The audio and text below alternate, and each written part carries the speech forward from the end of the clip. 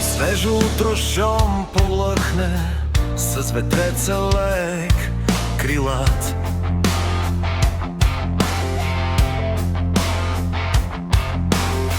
Пак събужда се отдъхнал родния ни слънчев град.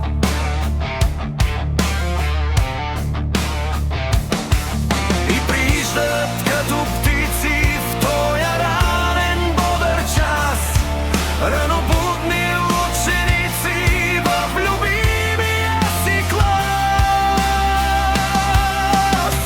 Христо Ботев ние знаме, пръв учител и другар, носи неговия пламък като скъп заветен дар. Христо Ботев ние знаме, пръв учител и другар, носи неговия пламък като скъп заветен дар.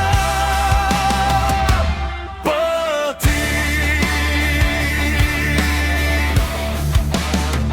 ние учим се прилежно да оставиме следи.